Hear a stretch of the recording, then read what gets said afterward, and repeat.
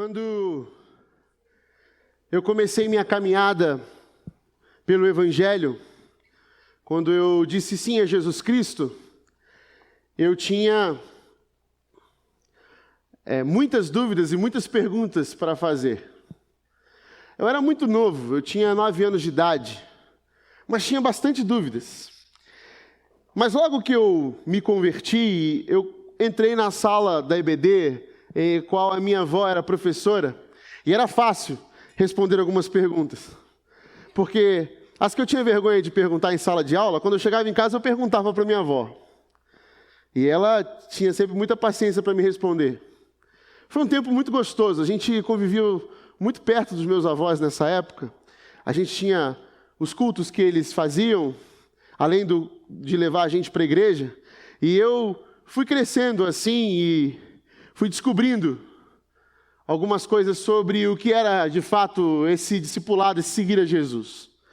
Fui conhecendo a Bíblia, fui descobrindo a importância desse livro para a minha vida, e assim começou a minha jornada pelo Evangelho. Mas quando eu fui ficando mais velho, apareceram algumas perguntas que começaram a me incomodar bastante. E aí eu já não tinha mais a minha avó e meu avô por perto, eu tinha a minha mãe e meu pai, mas eu também não queria fazer pergunta para eles, não. Aí eu comecei naquela fase que você quer descobrir as coisas por si só, e que você ouve mais a seus amigos do que ouve a tua família. Eu queria encontrar, de algum jeito, igual os meus amigos encontravam na igreja, as respostas para as perguntas que eu tinha. E aí começou-se, então, alguns dilemas a aparecerem. E um desses dilemas foi que para servir a Deus eu precisaria estar inserido nesse grupo do clero, da igreja, que toma o nome de liturgia. Eu teria que estar dentro dos talentos que serviam a liturgia de uma igreja. Ou seja, ou eu sabia falar na frente, pregar, ou eu tinha que saber tocar algum instrumento, ou eu tinha que saber cantar. Ou então eu tinha que ser um missionário. Se eu não fosse nenhuma dessas coisas, eu estaria fora do grupo de adoração e de serviço a Deus. Pelo menos no domingo. Então, ou eu era missionário, fazia os projetos missionários por aí, ou eu sabia pregar bem, falar bem na frente, dava estudo, líder de pequeno grupo, etc. Ou eu tocava na igreja, ou eu cantava. Então, era essa o meu repertório vocacionado. Assim, eu estava fazendo a vontade de Deus. Fora esses grupos, eu não sabia como que eu poderia fazer a vontade de Deus. Então, eu entendi que eu tinha que fazer a vontade de Deus nos espaços que me cabiam. Ou era culto de jovens, de adolescentes, no caso, na época, ou acampamento, ou os cultos de domingo. Então, era nesses momentos que eu tinha a chance de servir a Deus. Só que aí o negócio foi ficando complicado. Porque, como adolescente, eu não tinha muita chance de fazer alguma coisa ou outra. Eu me envolvia bastante. Até em coral de sinais, da linguagem de sinais, eu me envolvi. Fiz curso de Libras e tudo. Porque eu falei, eu preciso fazer alguma coisa, porque senão eu não vou estar servindo a Deus. E aí começaram a surgir outras perguntas dentro das perguntas que eu já tinha. Porque na faculdade não me deram uma lista de vestibular que dizia qual dessas áreas eu podia atuar na minha vida que serviria a Deus.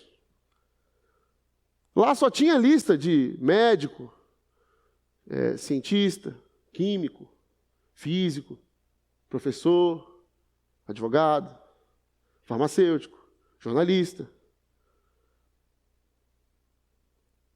Eu não tinha uma lá, pastor, missionário, tocador de instrumento na igreja. Eu falei, mas e agora? Porque se eu for para um lado desse aqui, eu vou ter que continuar na minha rotina aqui. Então aqui eu não sirvo a Deus e aqui eu sirvo. Nesse ponto aqui, é a minha vida profissional, não tem nada a ver, minha vida é secular. Aí eu aprendi essa palavra, secular. Nossa, isso mudou a minha vida. Porque agora eu entendi que eu tinha uma vida secular e eu tinha uma vida de crente. A minha vida secular começava toda segunda-feira. A minha vida de crente era às quartas, dava uma pausa na vida secular, aí parava de novo, voltava à vida secular e domingo voltava. Às vezes tinha culto de sábado, a minha vida secular não podia ser sábado. Mas quando tinha festa de aniversário, a minha vida secular ganhava um dia a mais. Aí tinha uma baladinha para ir. E aí o vestibular era um vestibular secular. E bonito, e belo, e legal, e as pessoas fantásticas eram as pessoas que eram missionários. Quando tinha conferência missionária na minha igreja, era um negócio louco. Porque vinha aqueles missionários da China, dos confins da terra, da Tailândia, da Argentina. Não, brincadeira, não vinha não. Mas vinha aqueles caras falando o quanto eles sofriam em nome de Jesus. E eu falava, meu Deus, eu não sou crente, nunca vou servir a Deus desse jeito. Esses caras são crentes, eu não sou nada. O cara me veio do Egito, país islâmico, adorador de vários deuses, o povo todo dividido. Da Índia, o cara foi missionário na Índia. Lá, se você fala que é crente, você é deportado ou é raptado por um grupo radical. E pode ser morto. Esse cara veio aqui na igreja e falou que serve a Jesus. Meu Deus do céu, eu nunca vou fazer isso. Então eu me conformava que eu tinha que encontrar, por algum jeito, no domingo, de servir a Deus. Nem que seja para ficar na recepção, no carro, de algum jeito, dar um tchau, ei! Algum jeito. Porque a gente classifica, né? A gente acha que o pessoal do carro é menor do que quem está aqui no palco. Não, que o pessoal do carro é aquele que não sabe, tem talento nenhum para cantar aqui na frente. Então fica lá no carro. Se você quiser cantar, você canta lá. Não é assim que a gente pensa? Ah, eu não penso assim não, Rodrigo. Ah, então tá bom, então só eu que penso. Mas acontece que a gente tem umas classificações hierárquicas no serviço. O cara que levanta a mão aqui na frente, que dirige louvor. Quando eu via os caras mais jovens, assim, de 18 anos, assim, bonitos, igual o Emerson aqui, ó, dirigindo louvor, eu falava, caramba, eu quero ser um cara que dirige louvor, olha só. A galera, ele fala para bater palma, a galera fala, bate palma. Ô Pedro, gente, aqui em cima, lá em cima. Eu falei, nossa, eu queria ser esse cara. Ele adora ao Senhor, serve ao Senhor com estilo. Aí tinha os diáconos, que a gente tinha medo dos diáconos. Tinha até uma brincadeira que a gente falava na nossa época, era resistir ao diácono e ele fugirá de vós. E dizia que o diácono era o cara que servia a Deus também, mas ninguém queria ser diácono. Porque diácono era o cara que dava bronca na gente. Então era como se eu traísse o movimento, entendeu? Tipo, eu estava sentado na galera da galeria lá em cima, aí vinha o diácono, a conversa aí e tal. Aí se algum dia eu falei assim, eu vou servir como diácono os meus amigos. E aí, bro, traiu o movimento? Nós aqui era tudo passo da galeria, você agora está traindo o movimento. Vai virar do time dos caras que fica aqui, regulando nós. Não. Então, diácono não. Então eu tinha que me encontrar nisso aí, mas foi muito difícil. Eu tentei de algum jeito encontrar a solução, cantava, aprendi até a tocar um instrumento. Tentei ali me encontrar, mas virava para minha mãe lá ensinava, não, você vai tocar o teclado e tal. Eu falei, mãe, não quero, toca sim, toca teclado, tão bonito você tocando teclado. Eu falei, não, mãe, não quero isso não. Aí meu pai ouvia minha mãe, compra o teclado para ele, o Carlos. Aí o Carlos ia comprar, toma um teclado. Aí tocava o teclado e dizia, eu vou quebrar esse negócio, você não toca esse negócio. Eu não me encontrava. Aí eu descobri que eu tinha uma afinaçãozinha. E aí eu comecei a cantar. E aí eu comecei a cantar, comecei a participar do Ministério de Louvor, tal. Mas até me divertia um pouco, sabe? Mas eu queria mesmo era... Estou servindo a Deus, mas estou servindo a minha imagem aqui na frente. Aí montei uma banda, participei. Só que aí eu comecei a ver, fora da cidade que eu morava, que é uma cidade pequena, no interior do Rio de Janeiro, que tinha uns caras que cantavam pra caramba. Aí eu ouvi os caras e falei, mano, o que eu estou fazendo? Que vergonha.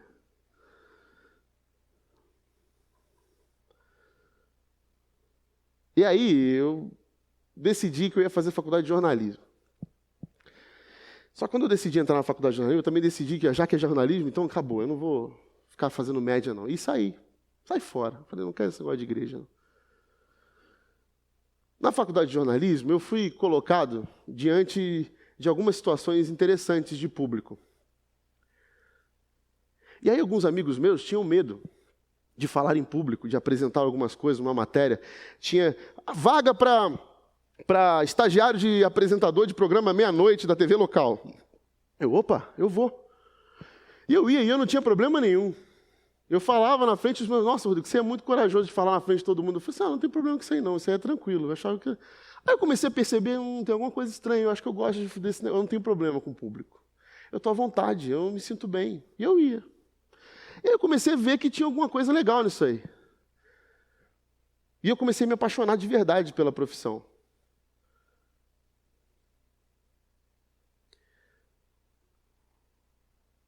E aí, depois de um tempo, quando Deus foi começar a me chamar de volta, eu comecei a me interessar por esses projetos missionários que tinham de temporada, e eu comecei a ir. E nesses projetos missionários por temporada, eu era convidado, Rodrigo, você não quer falar com o pessoal, dar um estudo desse tema? E eu começava a falar, até o dia que eu declarei 2 certezas quando eu voltei para a igreja. Eu falei, eu vou voltar para a igreja, mas eu vou seguir minha profissão. E tem 2 coisas que eu não quero na minha vida. Uma delas é que eu nunca vou ser pastor. E a segunda é que eu nunca vou morar em São Paulo. Decidido. Que bom. E aí a minha avó dizia que às vezes a gente fala muito alto e Deus ouve. Foi isso. E eu estou aqui. E aí eu fiquei pensando, quando Deus me chamou, Ele falou assim, Rodrigo, sabe aquelas perguntas que você tinha? Pois bem, eu quero que você agora ajude um bocado de jovem que tem a mesma pergunta, só que dessa vez você vai ajudar eles a se encontrar. Porque eu quero que você aprenda o que é ser chamado por mim. Primeiro eu quero que você descubra que glorificar a Deus tem a ver com a sua vida inteira e não com um dia na semana. Segundo, eu quero que você descubra que tudo pertence a mim. É tudo sobre mim. Não há nada que não tenha a ver comigo. É tudo sobre mim.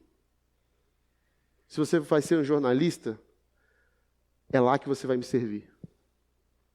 Se você vai ser um médico, é lá que você vai me servir. Se você vai ser um gari, é lá que você vai me servir. Se você vai ser um flanelinha, você vai me servir lá. E a terceira coisa que eu quero que você aprenda, Rodrigo, é que sou eu que vou dizer aonde você vai estar. E eu tenho certeza que você vai encontrar alegria nesse lugar.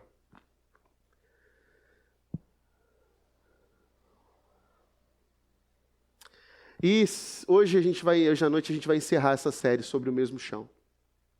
E um dos desafios da nossa geração, e talvez foi da sua, mas ainda é um desafio para você, por isso estamos sobre o mesmo chão, é como servir a Deus com o que eu faço? Ou estou servindo a Deus no que eu faço? Ou ainda tenho tempo de servir a Deus como faço? E a melhor resposta que eu encontrei na Bíblia para isso foi estudando a história de José. José do Egito. José era um cara interessante, porque ele me chamou a atenção porque ele respondia algumas questões para mim da minha juventude. Porque José não era sacerdote. José não era levita. José não era nem antepassado de Jesus, não estava na linhagem. José não era juiz. José não era profeta. Que raios a Bíblia está contando a história de José? E a história de José, se você quiser abrir a sua Bíblia, está em Gênesis 37, ela começa lá. Gênesis capítulo 37. José era filho de Jacó. Jacó era esposo de Raquel e de Lia. Jacó teve 12 filhos oficiais, né? Certo? E sendo que 2 deles eram de Raquel. Tá bom? Por que eu estou dando ênfase em Raquel? Porque Raquel era a esposa a quem José amava. Se você conhece bem a história, José teve que trabalhar 7 anos para Labão, para conquistar Raquel. Só que no final dos 7 anos, Labão virou para José. Desculpa, para Jacó. Não, senhor. Aqui não. Mas 7 anos já foi, né? Mais 7. Ah, não. Você está de brincadeira comigo. Mais 7? Mais 7. Por enquanto você pode ficar com Lia. Lia está meio encalhada aqui. Brincadeira, gente. Mentira. Mas Lia é a mais velha. Casa com Lia. Depois você casa com Raquel. Trabalhou mais 7 anos, casou com Raquel. Com Raquel, ele teve 2 filhos. Quais filhos? José e Benjamim. José era o primogênito de Raquel. Raquel, mulher amada de Jacó. Nesse monte de filho, a gente tem aí uma relação conturbada, como toda família que tem um monte de filho. Quantos irmãos aqui presentes tem mais de 3 irmãos? Você e mais 3, vamos lá, são em 4. Quantos são em 5? Quantos são em 6? Em 7? 8? Em 9? Em 10? 11? Rapaz, 11? 12. E você? 11. 11 e 12. Mais alguém com mais de 11 e 12? Ah, você está de brincadeira comigo. Temos um campeão aqui. Quer dizer, o campeão é seu pai, né? Porque... Quantos? 14. Ou 14, dependendo de onde você vem. Todos viveram juntos, conviveram, mais ou menos?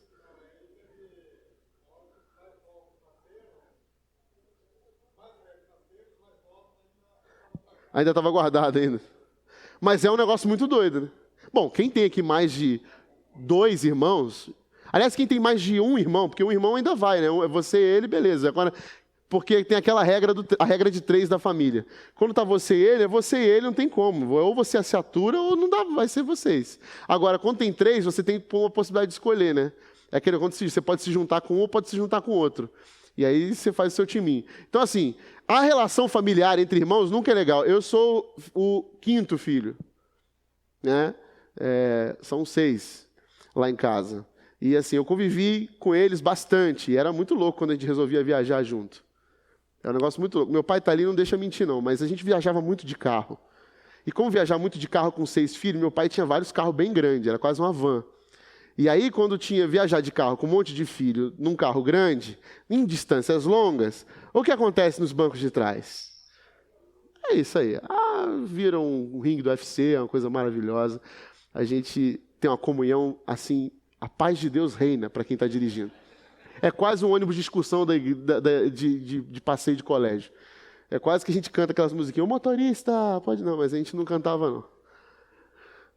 E aí, essa relação de irmão é uma relação conturbada, é uma relação difícil. E a Bíblia é tão legal que ela não esconde esses detalhes maravilhosos da história de José. Porque a galera não gostava de José. E por que não gostava de José? Porque José era o preferido de Jacó. Isso me traz uma coisa muito interessante, porque assim, os nossos pais crescem e dizem pra gente assim, não, a gente não prefere ninguém, a gente ama todos por igual. Aí eu leio na Bíblia que Jacó preferia José. Eu falo, até a Bíblia fala que pai prefere um filho. Então não me vem dizer você que você não prefere um ao outro. Principalmente se você tem 3. Você lembra do primeiro e você lembra do último. O terceiro geralmente fica esquecido em algum grau. Cadê não sei quem que estava aqui? Não tinha mais uma, peraí, não sei quem. Ih, ficou. Né? Aí começa o bullying já na sua vida, porque você vai começando a ter que trabalhar o caráter de aparecer. Quando você tem muitos irmãos, né? É o pai que esquece o presente do filho, faz, deu para todo mundo no Natal, esqueceu do... Ih, caramba, faltou. E agora, o que a gente faz? Pega uma caneta aí, deve ter alguma coisa, um chaveiro, tem não? E é assim que acontece. Jacó não tinha problema, era objetivo. Eu prefiro José e acabou. Por quê? Porque José é o primogênito de Raquel, a mulher que eu amo. Fora isso, José era um cara que trabalhava pra caramba pro pai. Adolescente, ele dava o trampo. Dava tanto trampo que ele fazia o quê? Ele fazia os negócios de José prosperar, de Jacó prosperar. Que pai não ia ficar feliz com o filho que logo cedo administra as coisas da casa com tanto talento que ainda gera mais grana por lá? Ah, meu filho, que orgulho de você, filhão. E aí os outros irmãos falaram assim, miserável. E o pior, José, como um bom adolescente, que tinha uma relação maneira com seus irmãos, bem da hora, o que ele fazia? Ele via os irmãos sem fazer nada e fazia o quê? Pai, bem vi Rubens ali sem fazer nada. E eu trabalho bastante, você sabe, né, pai? Não queria dedurar, mas estavam eles lá, sem fazer nada. Pai, estão jogando bola ali no pasto. Tem umas ovelhas para guiar, estão jogando bola. E aí o Jacó ficava doido, falava, vocês não têm que trabalhar, tem que ficar José dando conta de vocês aí. Faça com o seu irmão. Para piorar, Jacó saía de viagem com Lia, com a família. Raquel já era falecida depois do nascimento de Benjamim. Ia viajar, vou viajar com Lia, vou tirar umas férias. Quando voltava de Orlando, trazia um casacão da Hollister para quem? Para José. Tá lá aquele casacão bonito, José, nossa, olha só, direto de Miami, maravilhoso. E aí os irmãos, cadê meus presentes, pai? Não, eu dou para o meu preferido, José. Isso, na presença dos pais, não quer dizer nada, mas quando os irmãos ficavam sozinhos, quer dizer então que você é o preferidinho do papai. E aí, um belo dia, o José recebe sonhos do próprio Deus. Deus dá sonhos para José, sonhos para a sua vida. Mas José, como um bom adolescente, sob o bullying dos seus irmãos, vira para ele e fala, quer saber de uma coisa? Vocês ficam aí me humilhando, vai ter um dia que Deus me deu um sonho que vocês vão se dobrar diante de mim. Como é que é? A gente vai se dobrar diante de você, ô pai? Está vendo que ele está falando assim? O pai também vai se dobrar. Aí Jacó falou para o José, José, segura, mano, eu estou velho, seus irmãos são grandes. E aí José contou os seus sonhos para os seus irmãos, e um belo dia José estava trabalhando, como sempre, e o que acontece com José? O pai dele manda, vai atrás dos seus irmãos que eu preciso falar com eles. E José vai atrás dos seus irmãos, e começa a procurar os seus irmãos. E quando ele vê longe lá, o pessoal conversando, e fala assim, lá, tá lá, sem fazer nada. E do outro lado os irmãos, lá vem o sonhador. Aí vem um sonhinho aí, bonitinho, do casacão. Aí um vira para o outro e fala assim, tive uma ideia. Eu falei, o quê? Qual ideia? Vão matar? Como uma boa família cristã, né? Há de se pensar que matar era a melhor opção. Porque gostavam e amavam a Deus, né, Todo-Poderoso. Vamos matar. E aí o Rubens falou assim, matar? Você está doido? Vocês estão perdendo o juízo? É nosso irmão. E eu sou mais velho. Vocês matarem vai cair em minha culpa. Não, vou matar não. A gente joga no poço, tá de boa. E o que a gente faz? Fala o que para o pai? A gente rasga o casaco dele, suja de sangue de algum bicho, e fala que ele morreu. Ótima ideia, beleza, melhorou. 100%. E vocês reclamam do que os seus irmãos faziam com vocês, né? Pois é. Viu, família de crente boa essa aí de Jacó. Pois é. Dito e feito, pegaram José, jogaram no poço, rasgaram o casaco dele, e sujaram de sangue e disseram para Jacó, José morreu. Foi comido por um animal feroz aí, morreu. Jacó ficou muito triste, obviamente, e se apegou em Benjamim. O que aconteceu foi que os seus irmãos, para completar a sua tarefa de crentes fiéis a Deus, com muito amor no coração, eles falaram assim, vamos vender José. Vamos vender como escravo. Estava passando uma caravana para o Egito, ainda ganharam dinheiro com José. E se viram livres daquele menino que era o preferido do papai, agora acabou. José agora vai preso, escravo, para o Egito, uma terra estrangeira, que adorava outros deuses, que era uma terra onde ele não conhecia absolutamente ninguém, a língua era estranha, o povo era estranho, e ele chega como escravo, e ele é vendido como escravo para a casa de Potifar. Potifar era o general das tropas do faraó, e o Egito era a maior nação da época. Não havia nação maior do que a nação do Egito na época. Egito era como se fosse hoje a nação dos Estados Unidos. Ela era uma potência econômica, cultural, social, e tinha uma influência sobre todas as nações do mundo.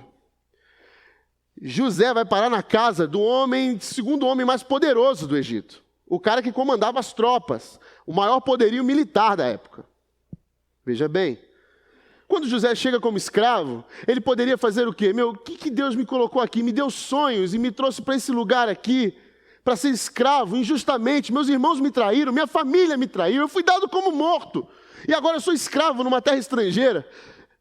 Eu vou abrir o Facebook e vou dizer, se sentindo triste. Acabou a vida para mim. Mas José não faz isso. O que José faz? José entende que, e por isso eu começo a me tornar muito fã de José. José entende que se ele está naquele lugar ali, é porque Deus quis que ele estivesse naquele lugar. Então ele fala assim, bom, se eu sou escravo aqui, eu vou ser o melhor escravo. Dito e feito. Passa um tempo, Potifar chega para os empregados e fala, mas por que está acontecendo? Estou vendo que eu estou ganhando bastante dinheiro aqui com a produção. Aí o cara, rapaz, desde que esse hebreu chegou aqui, o negócio virou. O cara sabe como administrar as coisas. Novinho, o moleque arrebenta, viu? É mesmo, não. Chama ele aqui. José é seu nome, né? Deixa eu te falar. Certamente que o Deus a que você serve é verdadeiro, porque tudo que você faz prospera. Eu estou cheio da grana aqui, cara, e você mudou a minha casa. Não, você não vai ficar aí com outros escravos, não. Você vem para cá, para dentro. Então José se torna o escravo do mês. Fotinho na parede. Chama José. José, agora você é o mordomo da minha casa. Todas as minhas terras estão sob o seu comando, José. Você agora não é qualquer escravo. Você vai trabalhar como escravo agora de coordenador, gerente. Né? É aquela promoção que você fica assim, grande coisa, né? Você está lá trabalhando, fritando batata, agora você vai fazer o quê? Fechar o hambúrguer. Que legal. Mas José, ele não tinha essa mentalidade. Ele falou, beleza, eu tomo conta de tudo agora. Então já melhorou um pouco a situação. Você vem para dentro da minha casa. E foi para dentro da minha casa, dentro da casa de Potifar, que ele começou a melhorar um pouco a situação dele. Olha, já estou começando a gostar desse negócio aqui. E aí, o que acontece na história agora é que aparece uma personagem muito interessante. A esposa de Potifar. E eu fico impressionado porque a Bíblia Sagrada, ela não é de falar muito sobre gente bonita. Ela não dá muita ênfase, essa pessoa era bonita. Só que de José, ela fala que aquele cara era bonito. De verdade. 39, versículo 6. Potifar deixou tudo nas mãos de José. Gênesis 39, versículo 6. Potifar deixou tudo nas mãos de José, de tal modo que não se preocupava com o que estava sob os cuidados dele, mas somente com a sua comida. José era de belo porte e de rosto. Belo porte e de rosto. Bonitão. Bonitão. Sarado. Forte. Né? Tipo, o quê? Brad Pitt? Brad Pitt tá velho, né? Cadê? Quem? Bonitão. Fala pra mim, Nayara. Pedro não tá ouvindo, não. Pedro. Quem? Felipe Eberle. Você é bonito, cara. Você é bonito. Você é muito bonito. Só que era no Egito, não tinha louro de olho azul assim, não. Isso tá mais para um José da Suécia. Não tá... José era bonitão. E Potifar, a esposa de Potifar era uma egípcia. No Egito era conhecido por terem mulheres muito bonitas. E a esposa do Potifar, cara, Potifar era um general, ele não escolheu qualquer coisa. A mulher era bonitona, e tinha dinheiro, ainda se arrumava toda. E andava pelos palácios do Egito. Pelos palácios tinha que andar bem arrumada. Frequentava as melhores festas. Olhou para José e falou, que hebreu bonitão. Aqui em casa. Potifar era um cara que viajava bastante, né? E a esposa de Potifar não era muito fiel, vamos dizer assim. E ela começou a dar em cima de José. E a Bíblia fala exatamente isso. A Bíblia fala que a esposa de Potifar, aí aconteceu o versículo 7, que depois dessas coisas, a mulher do seu senhor pôs os olhos em José. Dica para você que está solteiro, quando alguém põe os olhos em você, é porque tem interesse. Pôs os olhos em você. pôs os olhos de José. Ele disse, só que aqui não faz isso aqui não, quem está solteiro, tá? Deite comigo. A mulher direto ao ponto. Deite comigo, falou para o hebreu. José, que isso? Só que assim, o que acontece aqui é o seguinte, José é meu herói. Porque esse cara, a gente acha que isso aconteceu uma vez na história de José. A Bíblia diz que isso aconteceu várias e várias e várias vezes. Várias vezes a esposa de Potifar deu em cima de José. Era o tempo inteiro. E José era um escravo. Até o dia que essa mulher chegou para José e falou, chega, é hoje que eu vou pegar esse hebreu. Se produziu, se arrumou toda, jogou o cabelão. José. E José era um cara obediente. Oi, o que foi, senhora? Pois não. Então, esqueci minha toalha, vim tomar banho. Ah, pois não, vou pegar a sua toalha. Aí botou aqui assim, pela mãozinha, para não ver nada. José, crente. Aí nisso a mulher já agarrou o braço, ele já puxou. Ele falou, não, o que é isso aí?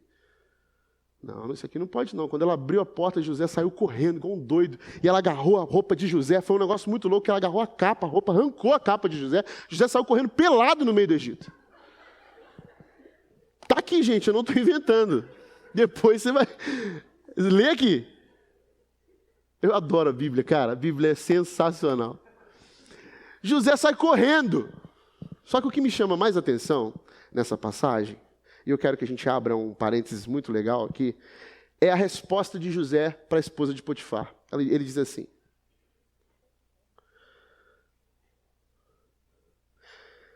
deita comigo, disse, né? Versículo 8 agora. Mas ele se recusou e disse à mulher do seu senhor, o meu senhor não se preocupa com o que está sob os meus cuidados na sua casa. Entregou em minhas mãos tudo o que tem. Ninguém é superior a mim nesta casa. Ele não me negou nada, a não ser a ti, porque és mulher dele. Como poderia eu cometer este grande mal e pecar contra Deus? José está dizendo 3 nãos para a esposa de Potifar. Primeiro não é, não, você não é prazer legítimo meu. Nós temos na nossa vida prazeres legítimos. E nós temos na nossa vida prazeres ilegítimos. Prazeres que vão mexer com a gente. Porque os prazeres legítimos é a minha esposa, é o meu carro, a minha casa, o meu dinheiro. Coisas que Deus me proporciona ter por sua misericórdia e graça. E eu posso usufruir. Mas os prazeres ilegítimos vão chamar nossa atenção o tempo inteiro. Dizendo, por que não um pouquinho mais? Por que não isso aqui está tão fácil? Por que você não faz isso?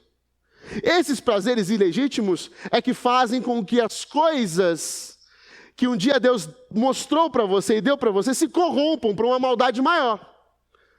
José está dizendo, não, você não é prazer legítimo meu. O Potifar me deu toda a casa, menos você. Potifar disse para mim, a casa é tua, José, toma conta. Mas a minha esposa não. Então você não é prazer legítimo meu. O segundo não que ele deu é, não, porque Potifar confia em mim. Ele tem expectativas ao meu respeito. Potifar espera que eu seja um bom mordomo. Potifar espera que eu seja um cara que cuide das coisas dele de forma correta.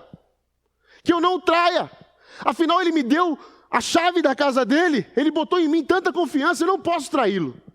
E não, por último, o Deus a quem eu sirvo nunca vai se agradar. Desculpa. Não. E aí a cena que você conhece, que nós vemos, é que ele sai correndo. Mas isso não fica bem para José, obviamente que não. José era um hebreu, escravo, no Egito.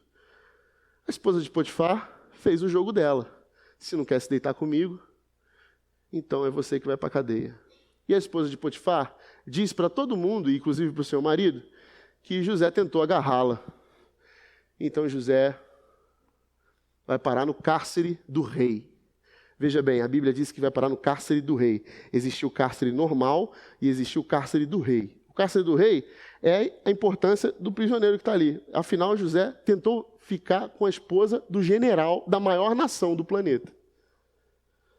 José chega na cadeia, todo mundo olhando para ele e fala assim, nossa, esse maluco é louco, véio. O cara tentou pegar a esposa do general, é doido. Olha o hebreu maluco aí, vai passando, o hebreu maluco. José é preso. Agora, José está numa condição de que ele foi abandonado pela sua família, traído pela sua própria família, vendido como escravo pela sua própria família. Como escravo, ele foi injustiçado, ele foi fiel, foi leal, foi íntegro, e qual é o preço que ele colhe por ser íntegro, por ele ser fiel, por ele ser um cara honesto? A cadeia, a prisão. Ele perdeu agora toda a sua juventude, dentro de uma cadeia, no meio de uma terra estranha, preso. E o que José vai fazer agora? Vai para uma cela no canto, José, se enforca, porque é isso que qualquer um faria. Acabou. E o que a Bíblia diz? A Bíblia vai surpreendendo a gente com José. Porque José diz que José começou a trabalhar no cárcere. Tão bem, que os presos trabalhavam, que começou a organizar o trabalho dos prisioneiros. Esse cara é louco. O carcereiro devia ficar assim, esse hebreu aí é maluco? Ele está feliz de estar aqui dentro? E aí ele começou a organizar. Eu acho que José devia ter toque, alguma coisa assim, que ele via organizado. Não, está tudo errado, vocês estão fazendo errado, faz desse jeito, vai ficar melhor. A produção vai melhorar desse jeito. Eu falei, cara, a gente não está recebendo para isso não, José. Não tem importância. Você vai para onde? Você tem alguma coisa marcada hoje? Vamos trabalhar. O que aconteceu é que ele virou o prisioneiro do mês. O quadrinho lá, o carcereiro virou para ele e falou assim, José, presta atenção, não tem ninguém que eu já vi fazer isso. Tudo que você faz prospera. Prospera. É incrível. Teu Deus é o Deus verdadeiro. Você está preso, está trabalhando. Não, eu vou até tirar umas férias. Fica no meu lugar. E o que acontece? A fama de José, como hebreu, vai se expandindo no meio dos prisioneiros. E aí ele conhece 2 prisioneiros lá, que já foram da corte do rei, que falam que tiveram um sonho. Aí falou assim, José falou uma história aí que ele interpreta sonhos. Eu vou contar para o José, então. Aí os caras contaram para José interpretou, falou, você vai se dar bem não, você vai morrer. Você vai ficar legal. Aliás, o que vai acontecer com você muito me interessa. Quando você estiver lá em cima, na corte do rei, você podia, inclusive, lembrar de mim. Aí o cara, não, eu vou lembrar de você. Lembrou? Não lembrou. José fica uns 20 anos ali nessa cadeia. Quando José tinha quase 30 anos, para fazer 30 anos, o cara lembra de José. Por quê? Porque o faraó vai ter os famosos sonhos, que nós conhecemos bem. Se você nunca leu na Bíblia, você deve ter visto na novela da Record. E qual é os sonhos de José? José tem os sonhos do faraó. O faraó tem 2 sonhos. O primeiro sonho é que tem umas espigas que aparecem no sonho dele, umas espigas bem fartas, bonitas, tal. 7 espigas. E depois vinham 7 espigas mirradas, feias, meio podres, e vão lá e devoram as espigas mais fartas. Depois ele tem outro sonho, o faraó, que são 7 vacas gordas, bonitas, que saem do Nilo.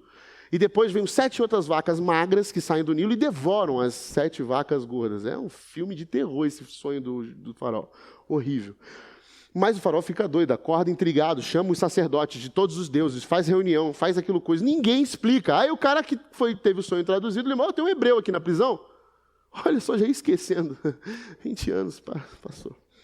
E aí ele chamou, o nome dele é José, ele veio lá, ele é hebreu, chama ele lá, então chama esse cara aqui. Chamou, José foi, pois não, chegou lá em cima na corte. Pois não, faraó. O faraó contou o sonho para ele. Então, José, o que você me disse? O José falou assim, pois bem, faraó, vai acontecer o seguinte, o Egito vai passar por 7 anos de muita fartura. A terra vai ser próspera, vai ser bonito de ver. Os campos verdes, dando tudo. Você joga, deixa cair de vez em quando uma semente, pum, vira uma árvore. É um negócio muito louco. O gado vai multiplicar. Vai ter tanta comida que a gente vai jogar fora. Vai ser um negócio incrível. O Egito vai prosperar, vai explodir a economia. Uma coisa de louco. Vai ser o auge. 7 anos. Aí o faraó ficou feliz. Nossa, que legal. Mas e os 7 anos da vaca? Então aí é um problema. Porque o que acontece? A gente vai ter 7 anos de devassidão aqui, destruição, a terra será maldita, o solo não vai produzir nada, tudo que você tentar plantar, você pode ter qualquer tecnologia, não vai adiantar, nós vamos viver de seca, o gado vai morrer nos pastos, a gente vai passar uma fome, não só o Egito, o planeta vai passar por esse problema. Serão 7 anos de devastação, a Dilma vai governar, vai ser horrível.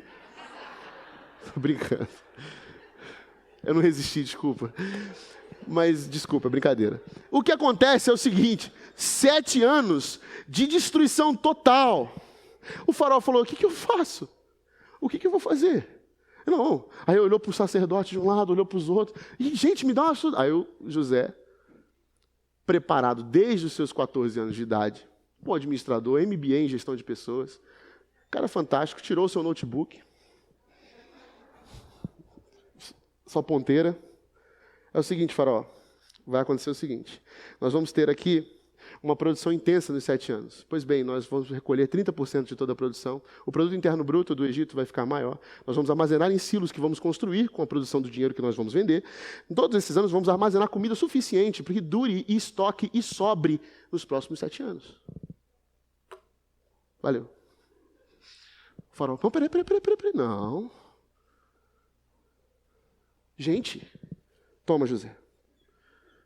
Estou indo para a Tailândia. Governa. Partiu Disney. O faraó virou para ele e falou assim, José, você é o cara mais preparado que eu conheço. Não tem ninguém no Egito para fazer isso. Só você tem expertise para isso. A oportunidade chegou, José. Você toma o meu anel. Você é o governador sobre todas as coisas. Você vai mandar aqui. Você vai ser o CEO do Egito. Acabou. Não há ninguém que diga quem põe o pé ou quem tira o pé se não for José. É José que manda aqui. Acabou. José põe um anel. Agora o jogo virou, não é mesmo? Chega na frente. E agora José não era mais José. José recebe um novo nome. Qual o novo nome de José? Um nome bonito. E Nayá, se você quiser trocar é agora. Zafenate Paneia. Tem certeza? Nome de rico, Zafenate Paneia. Porque José não é pobre, gente. José. Não, o faraó olhou, José não. José é pobre, né? José, Rodrigo, essas coisas é coisa. Zafenate Paneia. Aí põe um YW ali no meio, fica melhor ainda. Bota um hífen ainda. Nossa, perfeito. Zafenate Paneia. E você vai casar com Azenate, sacerdotisa do deus On. E José casou com Azenate. Agora José tinha nome egípcio, esposa egípcia, era um governador egípcio, se vestia como um egípcio, tinha aquela indumentária, o anel, o governador, e teve 2 filhos egípcios. Primeiro filho de José, qual o nome? Manassés. Deus me fez esquecer o passado de dor e sofrimento, a minha aflição. Segundo nome de José, do filho de José, Efraim. Deus me devolveu a alegria em meio à minha dor. Primeiro nome egípcio, Manassés. Segundo nome hebraico, Efraim. A vida de José estava maravilhosa. Eu, você, 2 filhos e um cachorro. No Egito, Alphaville aqui da terra. Estou bem, cobertura, governador, e viveram felizes para sempre. Só que não. Por quê? Porque é nesse momento que a vida de José começa a entrar em parafuso. Quando chega o tempo dos 7 anos de seca. Porque quem vai lá? Quem aparece nas terras do Egito? Os seus irmãos, em busca de comida. Quando José vê os seus irmãos, José chama eles até a corte. Obviamente, os irmãos não reconhecem José. Até porque, na cabeça deles, José morreu. Mas o José reconhece seus irmãos. A mesma carinha sujinha, olha que bonitinho. Tudo hebreu empoeirado. Morando em tenda ainda com o papai. Ai, meu Deus. Mas aquilo mexe com José. Mexe tanto que diz a Bíblia que José, ele chorava depois das audiências com seus irmãos. Chorava tanto que seu choro era ouvido no palácio inteiro. Chorava porque ele já não sabia mais quem ele era. Eu sou José, eu sou Zafenate Paneia, eu sou filho do Deus da promessa, eu sou o herdeiro da promessa de Abraão, eu sou o servo de Deus, eu sou servo de On. Minha família adora a Deus, minha casa... Quem sou eu? Até o momento em que chega essa parte que é muito interessante. Gênesis 45, que é quando José revela-se a seus irmãos. Aquela monte de audiência com seus irmãos, até o momento em que José resolve dizer para os seus irmãos quem ele era. E é muito interessante. José não conseguia mais conter-se diante de todos os presentes, então falou em alta voz: fazei com que todos saiam da minha presença, e ninguém ficou com ele quando se revelou aos seus irmãos. Ele levantou a voz em choro, de maneira que os egípcios o ouviram bem, como a casa do faraó. Então José disse a seus irmãos: eu sou José. Sabe o que é legal nessa parte? É que José, quando cai de joelhos, em choro, em prantos, aos pés dos seus irmãos e os abraça, ele não está caindo de joelhos aos pés dos seus irmãos e os abraçando. Ele está caindo de joelhos diante de Deus. Está dizendo: eu não sou Zafenate Paneia, eu sou José. Chega, ele tira aquela indumentária, ele limpa aquela maquiagem egípcia, ele chora com seus irmãos, ele os abraça e diz: eu sou José, eu não sou Zafenate Paneia. Os irmãos dele ficam assustados, perplexos, não conseguem falar nada, porque eles falam: imagina, a gente tentou matar o governador do Egito, nós vamos morrer agora. Corre, negada. Mas não, o que aconteceu foi o seguinte: quando aquele olho de medo dos irmãos bateram no José, o que José fez? Calma, calma. O mal que vocês fizeram a mim, Deus transformou em bem. Porque existe sim uma história sendo escrita aqui embaixo, mas há uma história muito maior sendo escrita lá em cima. Não se aflijam, porque não foram vocês que me colocaram no Egito. Não foi o faraó que me colocou no alto posto de governador. Foi Deus que me colocou aqui para salvar vidas. É essa a expressão de José na Bíblia.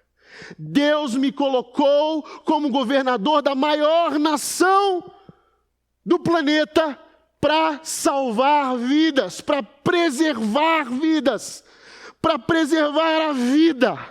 Deus me chamou lá nos pastos da terra de Israel, dos meus pais.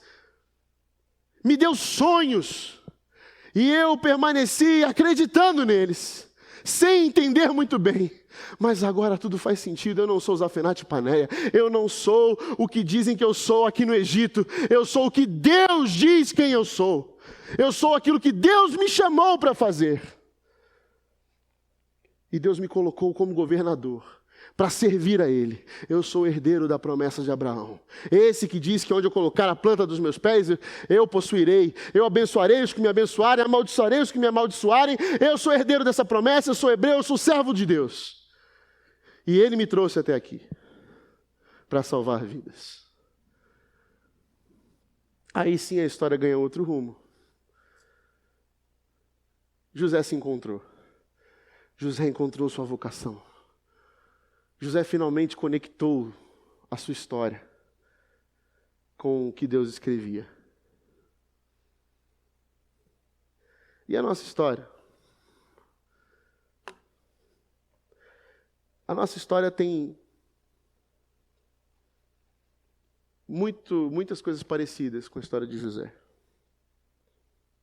Desde o dia que Deus nos chamou, até o dia que a gente entende por que Ele nos chamou. E eu classifiquei a nossa história em 3 capítulos. O primeiro capítulo da nossa história, quando Deus nos chama, se chama sofrimento. Não é que todo mundo que sofre é bonzinho, e nem quem deixa de sofrer é malzinho, não é isso. Mas a Bíblia é meio pródiga em ensinar para a gente que parece que o sofrimento é algo que vai forjando o nosso coração. Vai mudando a gente, vai transformando a gente, vai trazendo amadurecimento. Veja Paulo, todo mundo acha que Paulo, Saulo de Tarso, quando se converteu, já foi logo mandando ver na pregação, convertendo milhares, plantando igreja. Não, Saulo, quando se converte a Paulo, ele até tenta: olha, eu matava crente, agora eu converto. A galera: opa, o que esse cara está fazendo aqui? Ele matou um monte de gente aqui, meu amigo, vamos pegar ele. Aí Barnabé falou: sou Paulo, vem cá. Assim não, mano. Paulo fica 10 anos estudando, se preparando. 10 anos. Depois, a gente vê a história também de quem? De Davi. Quanto tempo Davi, mesmo ungido rei, se escondendo em cavernas, fugindo para não ser morto, ungido rei já. Moisés, 40 anos no deserto, para entender seu chamado, para voltar e ser usado por Deus. José, começando aos 13, 14 anos e só aos 30 anos, entendendo tudo o que aconteceu na sua estrada. Há um caminho de sofrimento que nos faz entender a história de Deus para nós. E vai nos moldando, vai nos aperfeiçoando, vai nos mostrando quem a gente é. Vai fazendo com que a gente prove do pó que a gente saiu. É as pancadas que a vida vai nos dando que Deus transforma em bem. É o mal que o mundo às vezes vai fazendo para a gente que Deus vai transformando em bem. A gente vai arriando, vai dobrando, vai perdendo aquela altivez, o ego. A gente vai perdendo aquela nossa postura de semideuses e vai arriando e vai se curvando até quando estamos de joelho, com a cara no chão. A gente fala, chega, eu entendi, Deus. Não sou mais eu, mas é o Senhor. Eu não quero mais agir pelas minhas forças. Faz o que você tem de fazer. Aí Deus levanta o teu rosto, enxuga as tuas lágrimas, te pega no colo, lembra a você os sonhos que Ele te deu no passado, canta a canção dele para você. Você chora mais uma vez, Ele enxuga as suas lágrimas, Ele aponta para o horizonte, a escuridão acaba, a alvorada chega. Você olha para Deus e diz, ainda que a figueira não floresça, ainda que não haja gado nos campos, ainda que falte o fruto na vide, eu me alegrarei no Deus da minha salvação. Você aprendeu, você está pronto, o coração está bonito, o coração aprendeu a sofrer e a acolher a dor, o coração não está mais altivo, eu me submeti e Deus me trouxe para perto. Antes eu te conhecia de ouvir falar, agora meus olhos te contemplam, Deus. Eu não quero sair da sua presença, eu estou aqui para salvar vidas, usa a minha vida. Eu entendi que não sou eu, é tudo sobre você. E o segundo capítulo se chama Tentação, porque é quando a gente acha que está tudo bem, é quando a gente está na casa de Potifar e começa a ficar legal, começa a ganhar um cargo, é que a tentação começa a bater na nossa porta. E quando ela bate na nossa porta, vai abrir a porta uma coisa bem legal. Porque o pecado, se fosse ruim, a gente não caía no pecado. Pecado é bom. Muito bom. É vistoso. Chama atenção. E ele vai bater na nossa porta nessas horas bem oportunas. É quando a gente acha que a gente está... voltei.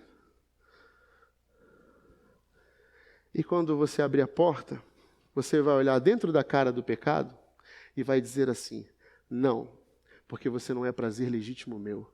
Não, porque tem pessoas que confiam em mim, tem pessoas que oram por mim, tem pessoas que esperam que eu dê testemunho que eu não posso fazer isso. E não, porque o Deus a quem eu sirvo não vai se agradar disso.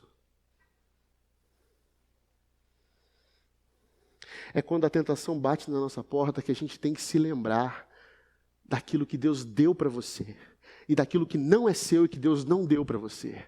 Quais são os seus prazeres legítimos? Quais são as coisas que Deus te presenteou? Quais são as coisas que Deus te deu? Os talentos para que você floresça, para que você seja alguém que modifique e transforme a sua realidade. Você tem que pegar isso que Deus te deu e considerar muito. O problema é que nós estamos pegando tudo que temos e dizemos, mas é muito pouco, se eu tivesse isso, se eu tivesse aquilo, se eu fizesse aquilo, aí sim eu faria. Não, Deus está esperando de você uma postura generosa.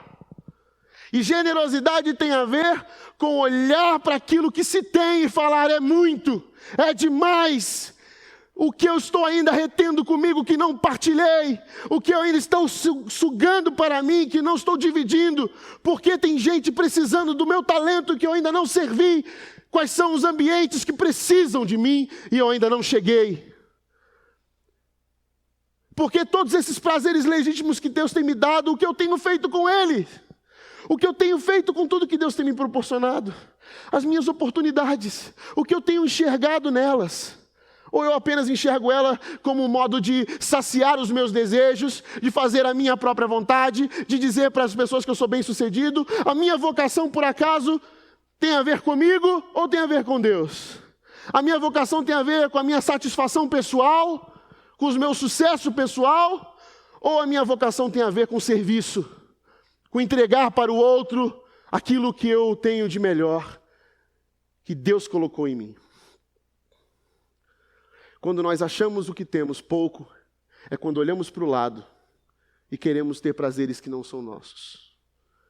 É quando achamos que nós o que temos é menos, é pior, é ruim, é que achamos que os outros prazeres são melhores do que aquilo que Deus nos deu.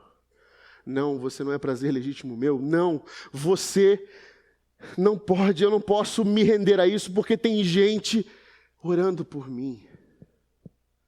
Tem gente esperando que eu seja a esperança desse lugar. Tem gente que acredita que vai transformar porque olhou para mim e falou assim, é possível, eu consigo acreditar. Porque tem vindo gente boa aí. Não porque tem gente de joelhos. Quando eu voltei para a igreja, eu falei para vocês aqui no início, eu cheguei na igreja, todo mundo sabia meu nome lá, na igreja no interior de Nova Friburgo. Todo mundo sabia meu nome. Aí eu falei, mas que raio, todo mundo sabe meu nome aqui, o que aconteceu? Aí um amigo meu falou assim, sua mãe pediu oração por você todo domingo. A gente está cansado de ouvir seu nome. Vai.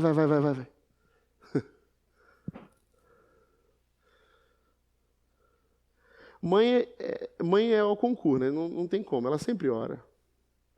Mas tem amigos orando por você. Tem gente orando por você. Não só isso. Sabe aquela pessoa chata que olha para você e diz, você não é crente? No fundo ela está esperando que você a surpreenda. No fundo o mundo espera de nós, igreja, a surpresa. O problema é que a gente está muito óbvio. A gente está muito clichê. A surpresa é quando se levanta gente e faz aquilo que ninguém espera que faça. É quando a gente não responde ao pecado com sim, mas diz não. Tem gente olhando por mim. Tem gente que confia em mim. É quando a gente leva o nosso trabalho a sério. Sabe quando a gente chega no trabalho atrasado, e aí chega um cara e fala assim, não tem problema não, é só assinar com o horário que você chegou. Aí você diz, não senhor, eu cheguei nesse horário. Aí o cara olha aqui. É quando você está trabalhando e os caras falam, o chefe saiu, vamos fazer um negócio aqui. Não, é hora de trabalho. Chato, né? Caxias.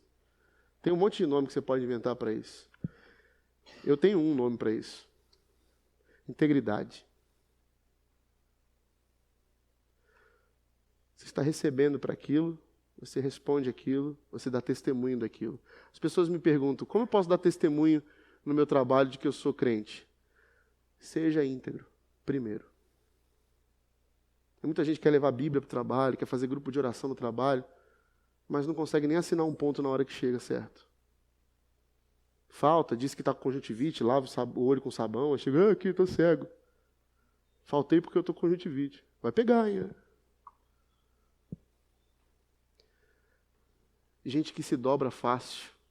Gente que não dá testemunho de ser filho de Deus. Gente que para em vaga proibida por 5 minutinhos. Gente que negocia com o pecado. Gente que faz trends com o pecado. Eu faço isso aqui, mas é só por um pouquinho. Eu vou avançar esse sinal aqui, mas é porque eu estou com pressa, é por um bom motivo. Olha, eu vou fazer isso, mas é por uma boa razão. É uma mentirinha boa. É uma inveja boa. Você acha que uma pessoa que rouba 1 bilhão do dinheiro público é uma pessoa que começou roubando 1 bilhão de reais do dinheiro público ou de alguém? Quem rouba 1 bilhão roubou primeiro 10 centavos, depois R$1, depois ficou fácil. Você acha que quem é corrupto começou sendo corrupto, desviando verba pública, desviando verba da saúde? Quem é corrupto porque começou fazendo uma mentirinha para se dar bem ali. Escondendo uma coisa para que ninguém veja ali. Toda vez que a gente negocia com o pecado, a gente trai os sonhos de Deus para a gente. E parece que na Bíblia também há um distanciamento, sabe? Davi, rei de Israel, o maior de todos, por que não construiu o templo? Porque disse sim a Betseba. Agora é Salomão. Moisés liderou o povo para sair do Egito. Por que não entrou na terra prometida? Porque deixou a raiva falar mais alto do que Deus. Então você vai avistá-la, mas você não vai entrá-la. Existem nuances na nossa estrada que nos permitem ver o que Deus pode fazer na nossa vida. E é isso que eu vejo na história de José. Eu não troco, eu não negocio. E o que eu espero de uma geração que quer viver a vocação de Deus, de Jesus, o mínimo é que nós sejamos esse sal da terra e luz do mundo. É que a gente seja diferente, não esquisito. E ser diferente é fazer aquilo que nem sempre é legal fazer. Porque nós queremos transformar o Brasil, queremos mudar o Brasil, mas ainda continuamos adulterando documentos na nossa escola. Ainda continuamos fazendo o jeitinho brasileiro, a droga do jeitinho brasileiro, a maldição do jeitinho brasileiro de furar as filas, de conseguir tomar proveito do outro, de algum jeito tirar proveito do outro. Nós não nos preocupamos com o nosso testemunho, as pessoas que estão olhando para aqueles que deveriam ser o sal e a terra, a luz do mundo. Nós, como igreja, deveríamos ser os primeiros a se levantar contra a corrupção, contra o pecado. Nós queremos apontar o dedo para a corrupção lá, mas a corrupção aqui, ela tem raiz. Se de algum jeito a gente tenta fraudar tudo o que a gente faz, de algum jeito a gente tenta burlar para ganhar, tirar proveito, não é assim. Eu não me conformo com o pecado, ele está para lá de mim, porque foi ele que me distanciou do Criador do universo. E agora que o Criador se entregou por mim em Jesus na cruz, eu não quero mais saber de nada a não ser viver colado com a graça. E toda vez que o pecado chegar, eu vou dobrar os meus joelhos e vou falar: Senhor, tem misericórdia de mim, mas eu não quero isso. Me perdoa, Deus. Mas o dia que eu começo a colocar na gaveta as minhas mazelas, as minhas imperfeições, e deixar e fingir que sou uma pessoa legal, eu começo a fazer trocas. Eu começo a dar testemunho de quê na minha vida? Eu quero uma geração que transforme o mundo, mas eu não consigo lavar a minha louça.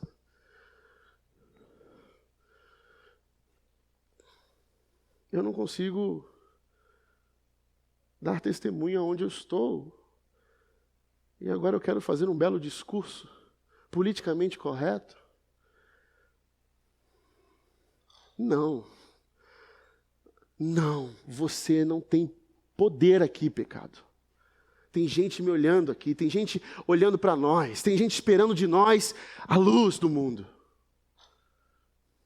Estão esperando. E por último, o Deus a quem eu sirvo não se agrada. O Deus a quem eu sirvo não se agrada. Esse Deus que me amou, que me ama e que zela pela igreja. E o último capítulo, prosperidade. Sofrimento, tentação, prosperidade. Mas prosperidade não tem a ver com você ficar rico no final da história. Você virar o governador ou o rei de uma grande nação. Você dar o seu dízimo e ganhar o carro do ano. Não, essa prosperidade não. Isso é muito infantil.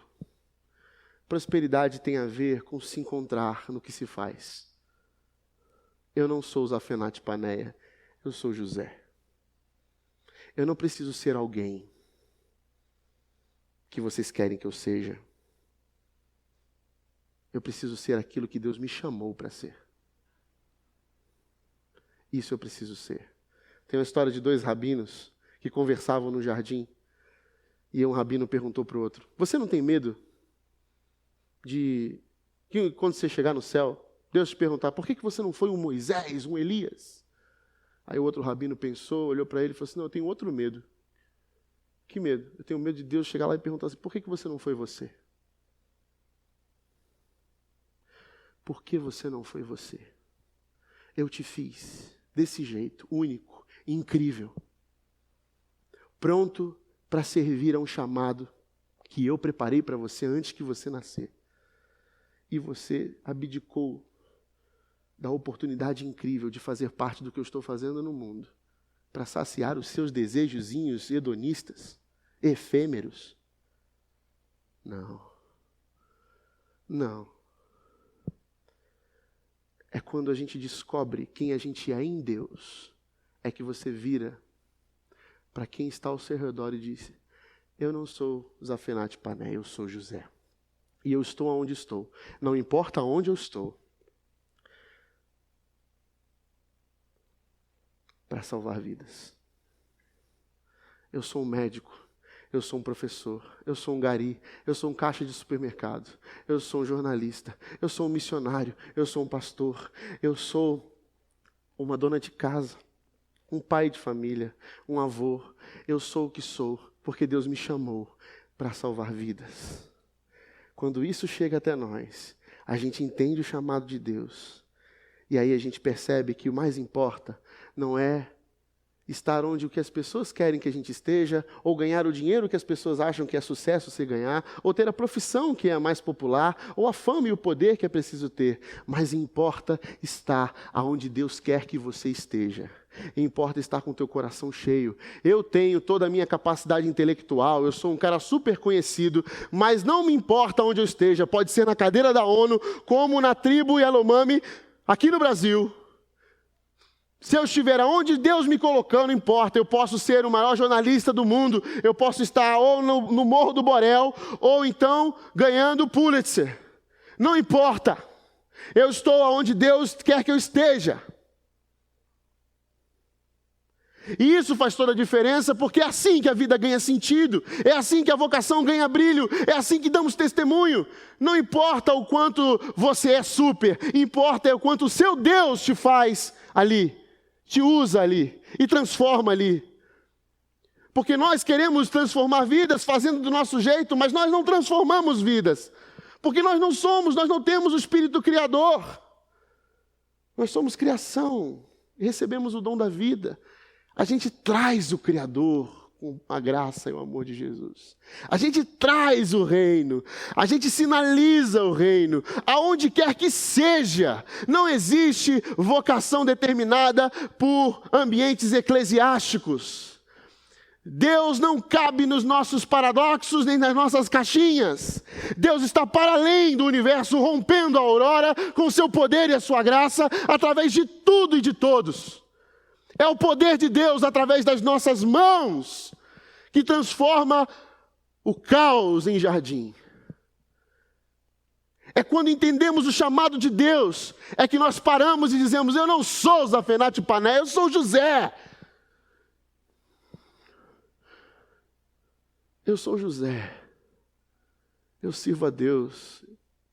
Quem me colocou aqui foi Ele. Ganha outro espectro, ganha outra visão. Eu posso estar como escravo, como prisioneiro, como professor, como médico, como presidente, não importa. Se eu estou onde Deus está, se eu estou onde Deus quer que eu esteja, se meu coração está no lugar certo. Eu não sei qual capítulo da tua vida. Se você está no sofrimento, se você está na tentação, se você está na prosperidade, eu não sei, isso foi eu que disse aqui. Pode ser que a sua vida seja uma mistura danada desses capítulos. Pode ser que a tua história seja uma mistura de momentos iguais e parecidos. Mas importa você saber que todos nós fomos vocacionados por Deus, chamados por Deus, para salvar vidas. Deus colocou José no Egito, numa terra pagã, numa terra onde não se adorava a Deus, mas era um lugar estratégico para o agir de Deus na história. José entendeu o chamado dele, permaneceu fiel ao sonho que Deus deu um dia para ele, não se dobrou aos regalos do pecado, não fez trocas com a maldade, não se deixou contaminar pela ganância, não entregou seus sonhos de bandeja. Na sua crise, ele encontrou sentido quando olhou nos olhos de seus irmãos e disse: o mal que fizeram a mim, Deus transformou em bem. Nesse momento, eu quero deixar uma oração com vocês. Deus, eu quero estar onde o Senhor está. E se você quer fazer essa oração comigo aqui na frente, eu não vou orar por você, eu vou orar com você, porque isso é um desejo do meu coração até hoje. Eu sempre peço para Deus, Deus, para onde quer que eu esteja, hoje eu estou aqui em Campinas, Deus me trouxe aqui, eu fui abraçado, eu fui amado, sou amado. Eu sei dos desafios que Deus tem me dado, minha história me trouxe até aqui, eu sei que Deus me colocou aqui. Mas eu quero continuar com essa oração. Deus, me leva para onde o Senhor está. É aqui que o Senhor está, eu quero estar aqui. E Senhor, me lembra quem eu sou, quando o meu pecado tentar dizer que eu sou outra pessoa. Me lembra que foi pela cruz que o Senhor me chamou. Me lembra, Senhor, me lembra com o sofrimento, me lembra com a dor. Me faz forte na tentação, me faz fiel na prosperidade. Quer fazer essa oração comigo? Vem aqui à frente, nós vamos orar juntos. Eu quero orar com você, no nome de Jesus. Se você se sentir constrangido em vir até aqui à frente, não importa, pode fazer isso do seu lugar. É só um marco, eu quero estabelecer um marco na nossa vida. Um marco histórico de dizer, Senhor, eu quero estar onde o Senhor está. Eu não quero mais me render às trocas que o mal tem de fazer comigo. Eu não quero me render aos desejos que ficam tentando fazer esquecer os meus sonhos, não. Senhor, me lembra dos sonhos que o Senhor me deu, me lembra da canção, me lembra das suas palavras no início, me lembra do que o Senhor fez por mim, me lembra do dia em que o Senhor me chamou, para que eu não me esqueça que eu não sou Zafenate Paneia, eu sou José. O Senhor me colocou aqui, o Senhor me trouxe aqui, me mostra, Senhor, este caminho. Não permita, Senhor, que eu morra sem eu ter vivido a grande oportunidade de ser quem o Senhor diz que eu sou. Vamos orar. Pai querido, obrigado, Senhor. Obrigado, Senhor, por esses corações aqui essa noite. Obrigado, Senhor, por o Senhor falar com a gente essa noite tão claramente, tão poderosamente, Pai. Obrigado, Senhor, pela Tua graça e misericórdia que transforma a nossa história em histórias belas a serem contadas, em testemunhos vivos. Senhor, torna o nosso sofrimento em testemunho. Faz de nós sinais históricos do reino de Deus por onde a gente esteja, onde quer que a gente esteja. Faz de nós, Senhor, discípulos Teus que amam a Tua palavra, que amam estar onde o Senhor está. Senhor, faz de nós vasos de honra para a glória do Senhor, para que a glória do Senhor seja vista por todos. Senhor, nos faz cidade edificada no alto. Senhor, nos faz sinais santos, que refletem a glória de Deus. Senhor, nos faz olhar para a cruz e lembrar que foi um preço muito alto, para que nós fôssemos chamados. Transforma, Deus, transforma o mal que fizeram a nós em bem.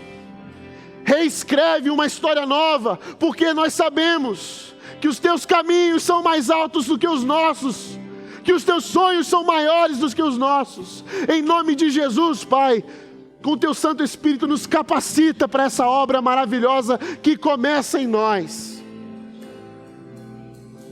Faz agora, Senhor, isso. Faz isso na Tua igreja, para que o mundo veja as nossas boas obras e glorifiquem ao Senhor que está nos céus. No nome de Jesus, amém. Você que está sentado, fique de pé, vamos cantar com quem já está de pé essa canção.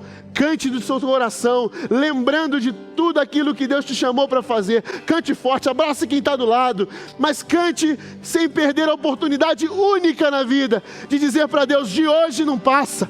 Hoje o meu coração vai estar aonde Deus quer que esteja para a sua glória. Amém.